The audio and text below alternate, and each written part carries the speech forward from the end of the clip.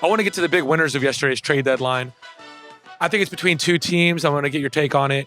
The Mavericks, they got Daniel Gafford, a lob threat. We all know Luka's really good with the lob threat. They've been relying on Derek Lively, who's been in, first of all, he's young and he's had some health concerns, injuries. Yeah. So to have another guy like Daniel Gafford, who's, he could start for them. The guy's a legitimate lob threat. We all know how Luka plays with those. And they also added PJ Washington. Them or the New York Knicks, who got Bojan Bogdanovic, who for last year couldn't go. They wanted 2 first-round picks for him. Ended up getting off him for Quentin Grimes and a couple of second-round picks. And they also got Alec Burks, who used to play for the Knicks a couple of years ago. He's a Tibbs guy. Who won this trade deadline? Well, first off, let me just say this. There is a price to waiting too long to move somebody. A lot of teams get greedy with the asking price, and they wait and they wait and they wait and they wait. And a long time, it's like trying to sell a house. It's like when it's on the market for so long, man, that price has to start to drop because people start to ask, why isn't anybody else sold? Why isn't anybody else bought it? You know what I mean? Like that's the question that gets asked. And so with Bogdanovic, Bogdanovic is getting a little older with every year you wait too. He's 35. Getting older every year you get older, and then when you're playing the worst team in the NBA, then like. It's you don't really have a lot of room to work with there.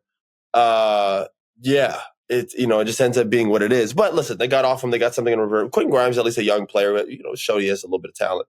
So whatever. Pistons aren't really in a position to be. They're not going anywhere. I think they thought Bogdanovic had some value, which he does, and they could get some first round picks, which would be great for a rebuilding team. But that wasn't able to happen. Regardless of which, they got a young player. Blah blah blah. Let's go to what matters. The Knicks. Got a lot better. They won the trade deadline for sure. I think they were first and foremost. Dallas for me would be second, but by far and way out ahead is the New York Knicks. You added a guy who's capable of scoring 15 to 20 points a night in Bogdanovic. All right, so you add a third option. No, I'm not calling it a big three, but my God, is he a good player? He's like, Bogdanovic is funny. He's not a star, obviously, but he's better than a role player. You know what I mean? So it's just like, role players average anywhere from like 6 to 10, 11. They're really good ones. Bogdanovic averages like 15 to 20. It's not a role player. He's a very good scorer. So he's in that like Tobias Harris for the Sixers range where he's not your star, your main guy, but he's too good to be something else. He's too good to be a role player. You can't call a guy who makes $180 million a role player. You know what I mean? But Tobias Harris isn't an all-star or a star either. He makes star money. Congrats to Tobias and his agent.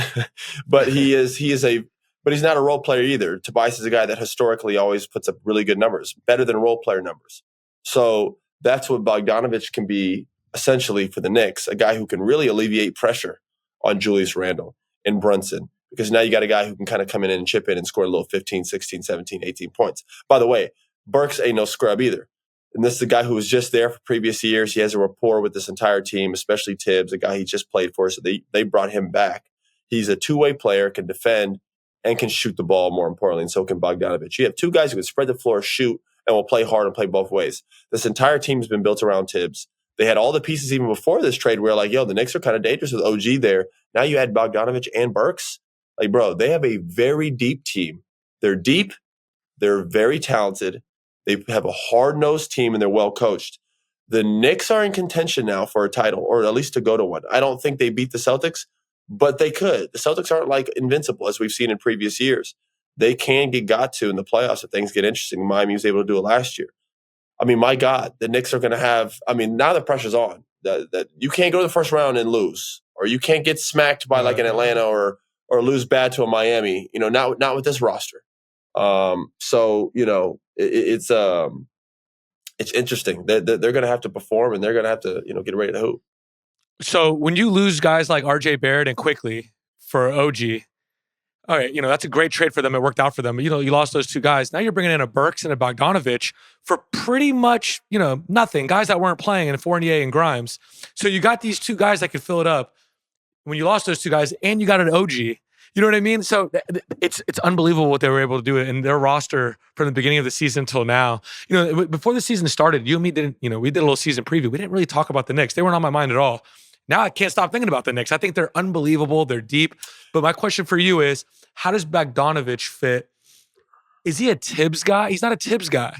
So I mean, he's a hard-nosed playing guy, man. He's a competitive dude, man. I think that's all you have to do to play for Tibbs. You got to be competitive. Here's the good news: he missed all the hard parts with Tibbs. Tibbs is hard to deal with in the beginning of the season, training camp, early practices. 3-4 hours long. The film, blah blah blah. That's where Tibbs can kind of also the amount of minutes he plays, guys can wear a team down. Bogdanovich is joining him 50 games into the year, man. The season is almost over. So at this point, they're in like win now mode. They're resting a lot of guys due to little minor injuries. OG is going to be out for another 3-4 weeks. He'll have time to fit in. They're going to be playing him more because so. He'll be fine. He can score the ball, spread the floor. He competes. He defends. He has size on him. I think he's going to fit just right in, man. I really do. We didn't talk about the Knicks early on just because they had the same team as last year, just going into the season. They had a lot of disappointment last year in postseason. So we didn't see enough for us to feel like, all right, well, they have enough. People also always ask that question: if Julius Randle's your second best player, how great is your team? Because people want to see him play like he does in the regular season in the playoffs. They want that postseason success, which is still a big question mark. We've seen him have it at times, but consistently we need to see it. That's going to be, honestly, we talk about X factors for the Lakers. The X factor for the Knicks, honestly, is I hate calling the star player or one of the star players an X factor, but he has to be. You know what I mean? It's like he needs to play really well for them to have a chance of, we're talking about title contention or go to the conference finals, bro. We're talking about beating teams like the Celtics. He has to be that. The good news for him is you look around the East, Philly's out. Their best player, Joel Embiid, is probably going to be out for the season. And even if he comes back, which I don't see happening before the playoffs, you got to ask yourself, what Joel you're getting back there who's sat out that much time after a knee surgery. So I'll put Philly out the race. The Bucks are struggling. You know what I mean? So, they'll find their way, but still, the East is wide open with the exception of Boston. And then obviously you can't count out Miami just due to what they do in the playoffs, but still, the Knicks have a chance here. You look at their roster and what they've been able to add in depth-wise, my God, this team is they can do it. They can win. And their front office has been incredible, bro. You look at what they've added, all the pieces they've added this year. The signing of Jalen Brunson for $100 million that everybody clowned. You know what I mean? Now that's one of the best contracts in basketball. They have done a great job rebuilding, revamping this team and putting them in a position to not only for this year, but for years to come, because they have so many assets that they can trade. They have like 7, 8, 9 guys that are movable pieces to other teams, whether it's to get picks or other players. They're in very control of their own destiny right now. That's all you really want to see from a fan standpoint. And we talk about the Knicks, we haven't seen stability in their franchise for a long time. You remember those Phil Jackson years and the years after that. And everybody talked about the ownership of the team and his willingness to spend money.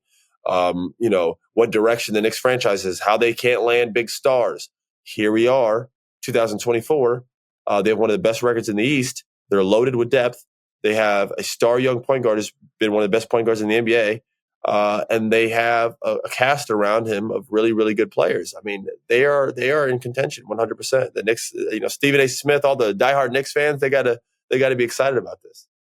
And I'm really excited for Knicks fans because, okay, so as long as I can remember, we had the 90s Knicks who were tough, and that was kind of like embodied like, the New York culture over there, they had those 90s rough teams.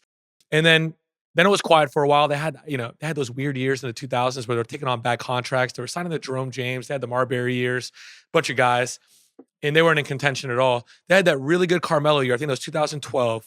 Carmelo, J.R. Smith. They lost in the second round of the Pacers. And since then, it's been nothing. And now this is it. They've been waiting for decades for a team like this, and they finally have it. And to get to your Julius Randle point, a couple of years ago, Julius Randle, he was the main guy on the team. They were in the 4-5 matchup with the Hawks. The Hawks won.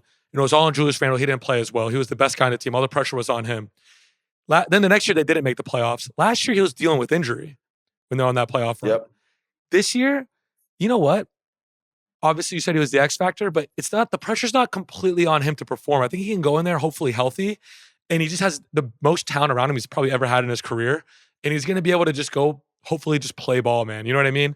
But that's what you want. He's still going to have to, Julius has got to average 20 plus per game, man. You know what I mean? For them to win. Can't just, they're going to have role players. Listen, bringing Bogdanovich and Burks will help alleviate a lot of pressure just because those are guys who could put the ball in the basket. But listen, we know who it starts and ends with. It's going to be Brunson and Randle. Randle's got to be that guy. Brunson has asserted himself as the best player on the team. We know that. But Randall still has his moments and is a key part of this team, and they're going to need him to really perform in the postseason.